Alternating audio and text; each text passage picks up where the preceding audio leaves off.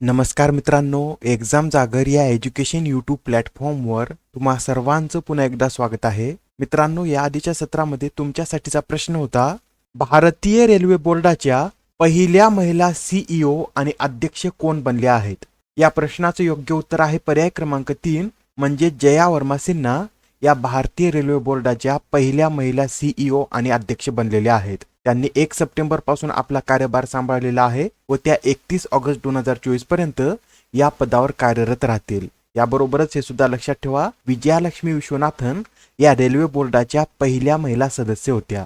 आजच्या सत्राचा पहिला प्रश्न पहा, ड्युरंड कप 2023 चे विजेतेपद कोणत्या संघानं पटकावलं आहे? तर आता 2023 मधील ड्युरंड कपचं विजेतेपद हे मोहन बागान या संघानं पटकावलेलं आहे आणि मोहन बागानने अंतिम सामन्यात ईस्ट बंगालला 1-0 असा हरून या स्पर्धेचं विजेतेपद 17व्यांदा जिंकलेलं आहे व याबरोबरच आता मोहन बागान हा संघ ही स्पर्धा सर्वाधिक वेळा जिंकणारा संघ ठरलेला आहे. मोहन बागान नंतर ईस्ट बंगालचा क्रमांक लागतो. ईस्ट बंगालने ही स्पर्धा 16 वेळा जिंकलेली आहे. मित्रांनो, एक्झाम मध्ये बऱ्याच वेळा असा प्रश्न विचारण्यात येतो की ड्युरंड कप ही स्पर्धा कोणत्या खेळाशी संबंधित आहे? तर लक्षात ठेवा, ही स्पर्धा फुटबॉल खेळाशी संबंधित आहे आणि ही स्पर्धा आशियातील सर्वात जुनी विद्यमान क्लब फुटबॉल स्पर्धा आहे. याच्या पहिल्या आवृत्तीचं आयोजन 1888 मध्ये शिमला येथे करण्यात आलं होतं व यावेळेस याची ही 132वी आवृत्ती आहे व ही 132वी आवृत्ती 3 ऑगस्ट ते 3 सप्टेंबर दरम्यान कोलकाता, गुवाहाटी आणि कोक्राझार या शहरामध्ये आयोजित करण्यात आली होती.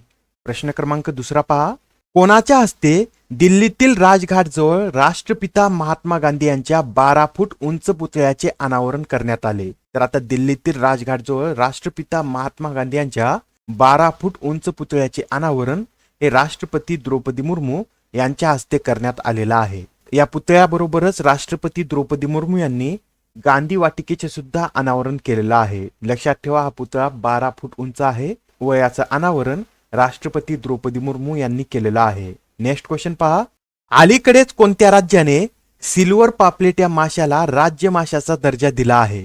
तर नुकतंच आता आपल्या महाराष्ट्र राज्याने सिल्वर पापलेट या माशाला राज्य माशाचा दर्जा दिला आहे व ही घोषणा मत्स्य व्यवसाय मंत्री सुधीर मुनगंटीवार यांनी केलेली आहे. मित्रांनो, महाराष्ट्रातील सर्वात जास्त निर्यात केल्या जाणाऱ्या माशापैकी सिल्वर पापलेट हा एक मासा आहे व यामुळे या माशाच्या संख्येमध्ये मोठ्या प्रमाणावर घट झाली आहे आणि याचं संरक्षण करण्यासाठीच सर्वोदय मच्छीमार सोसायटी आणि 7 पाटी मच्छीमार सहकारी सोसायटी यांनी राज्य सरकारला या माशाला राज्य माशाचा दर्जा द्यावा अशी मागणी केली होती व त्यानुसार आता याला राज्य माशाचा दर्जा देण्यात आलेला आहे. याबरोबरच हे सुद्धा नोट करून घ्या, महाराष्ट्राचा राज्य प्राणी कोणता आहे? तर शेकरू आहे आणि याचं शास्त्रीय नाव काय आहे? तर रॅटिफा इंडिका हे शेकरूचं शास्त्रीय नाव आहे. राज्य पक्षी हा हरियाल आहे व याचं शास्त्रीय नाव क्रेरन फिनिकोप्टेरस हे आहे. महाराष्ट्राचा राज्य वृक्ष आंबा आहे. आंब्याचं शास्त्रीय नाव मॅजिफेरा इंडिका आहे. राज्यफूल तामन आहे व तामनचं शास्त्रीय नाव लॅक्स्ट्रोमिया स्पेसओसा किंवा लॅक्स्ट्रोमिया रेजिनी असं आहे. राज्य फुलपाखरू हे ब्लू मॉर्मन आहे आणि याचं शास्त्रीय नाव पॅपिलिओ पॉलिमनेस्टर असं आहे. आणि 2020 मध्ये महाराष्ट्राने राज्य कांदळवन वृक्ष म्हणून पांढऱ्या चिप्पीची निवड केलेली आहे व अशा प्रकारे राज्य कांदळवन वृक्ष घोषित करणारं महाराष्ट्र हे भारतातील पहिलं राज्य ठरलं होतं. पांढऱ्या चिप्पीचं वैज्ञानिक नाव काय आहे? तर सोनेरेटिया अल्बा असं याचं वैज्ञानिक नाव आहे. महाराष्ट्राविषयी हे सुद्धा नोट करून घ्या, महाराष्ट्राची स्थापना 1 मे 1960 मध्ये झाली होती. महाराष्ट्राचं क्षेत्रफळ हे 3,07,713 चौरस किलोमीटर इतकं आहे. 2011च्या जनगणनेनुसार लोकसंख्येची घनता ही 365 आहे. लिंग गुणोत्तर 929 व बाल लिंग गुणोत्तर हे 894 इतकं आहे. प्रश्न क्रमांक 4 पहा, खालीलपैकी कोणत्या कंपनीला नवरत्न कंपनीचा दर्जा देण्यात आला आहे? तर नुकताच आता आरसीएफ या कंपनीला नवरत्न कंपनीचा दर्जा देण्यात आलेला आहे. आरसीएफचं फुल फॉर्म काय आहे? तर राष्ट्रीय केमिकल्स अँड फर्टिलायझर्स लिमिटेड असं आरसीएफचं फुल फॉर्म आहे व या कंपनीची स्थापना 1978 मध्ये फर्टिलायझर कॉर्पोरेशन ऑफ इंडियाच्या पुनर्रचनेच्या परिणामी करण्यात आली होती. आणि आरसीएफ ही विविध प्रकारच्या औद्योगिक रसायनासह युरिया आणि कॉम्प्लेक्स खते तयार करते आणि आरसीएफ ही भारतातील 4थी सर्वात मोठी युरिया उत्पादक कंपनी आहे. आरसीएफचं मुख्यालय कुठे आहे? तर मुंबई येथे आरसीएफचं मुख्यालय आहे. आणि याआधी 14वी नवरत्न कंपनी कोणती बनली आहे? तर ओएनजीसी विदेश ही 14वी नवरत्न कंपनी ठरलेली आहे. आणि सध्या भारतामध्ये 13 महारत्न कंपन्या आहेत व अलीकडेच आता ऑइल इंडिया लिमिटेड ही भारतातील 13वी महारत्न कंपनी बनलेली आहे. नेक्स्ट क्वेश्चन पहा. आता या प्रश्नामध्ये काय विचारलेलं आहे, तर प्रेस इन्फॉर्मेशन ब्युरो म्हणजेच PIB चे प्रधान महासंचालक म्हणून कोणाची नियुक्ती करण्यात आली आहे?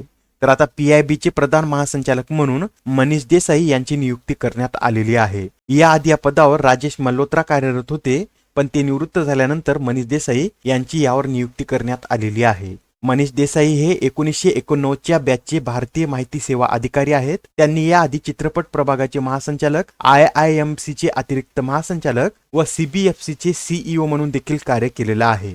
याआधी सुद्धा काही महत्त्वाच्या नियुक्त्या करण्यात आल्या आहेत, त्या सुद्धा आपण एकदा पाहून घेऊया. तर पहा, राष्ट्रीय हरित न्यायाधिकरणाचे अध्यक्ष म्हणून न्यायमूर्ती प्रकाश श्रीवास्तव यांची नियुक्ती करण्यात आलेली आहे. UIDAI चे पार्ट टाइम अध्यक्ष म्हणून नीलकंठ मिश्रा यांची नियुक्ती करण्यात आलेली आहे. LIC चे व्यवस्थापकीय संचालक म्हणून R दुराईस्वामी, टेस्लाचे CFO म्हणून भारतीय वंशाचे वैभव तनेजा यांची नियुक्ती करण्यात आली आहे. नॅकचे नवीन संचालक म्हणून G कन्नाबिरन, आंतरराष्ट्रीय मायलोमा फाउंडेशनचे नवे अध्यक्ष म्हणून S विसेंट राजकुमार, भारतीय तटरक्षक दलाचे 25वे महासंचालक हे राकेश पाल बनले आहेत.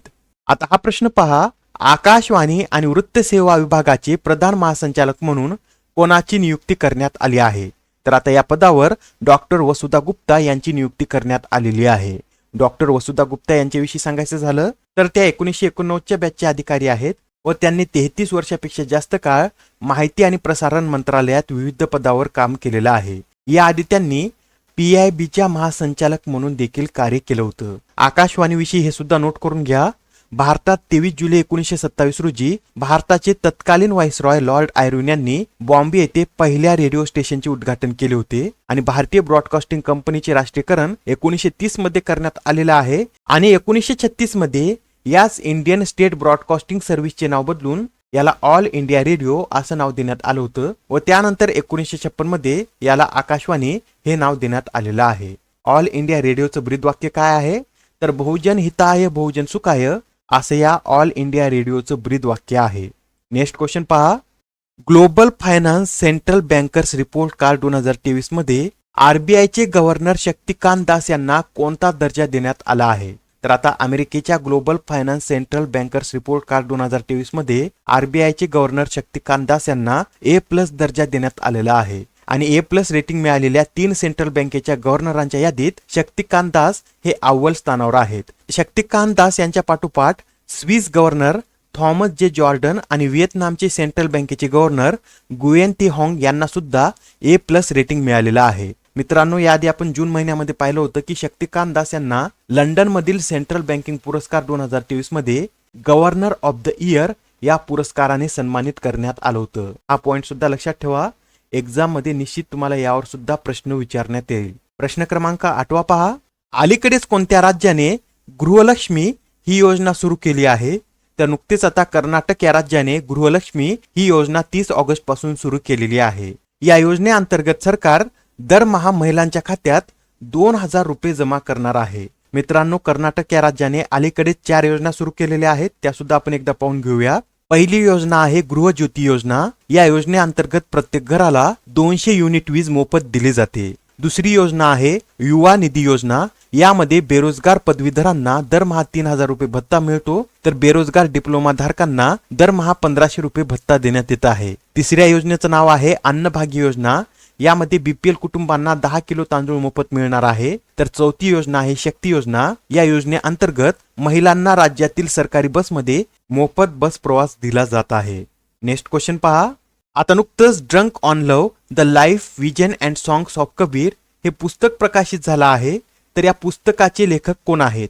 या प्रश्नाचं योग्य उत्तर आहे पर्याय क्रमांक 2 म्हणजेच विपुल रेखी यांनी हे पुस्तक लिहिलेलं आहे. याआधी जे पुस्तक प्रकाशित झालेले आहेत ते सुद्धा एकदा रिवाइज करून घेऊया. निर्जा चौधरी यांचं हाऊ प्राईम मिनिस्टर डिसाइड हे पुस्तक प्रकाशित झालेलं आहे. Chetna Maru western lane, Abhishek Chaudhary Vajpayee the ascent of the Hindu right, Anita Bharat Shah colours of devotion, AK Bhattacharya India's finance minister, TN Seshan through the broken glass, Ramachandra Murthy Kondubhatla यांचं NTR a political biography, Feroze Varun Gandhi यांचं द इंडियन मेट्रोपोलिस आणि Ruskin Bond यांचं the golden years हे पुस्तक प्रकाशित झालेलं आहे. आजच्या सत्रामधील शेवटचा प्रश्न पहा.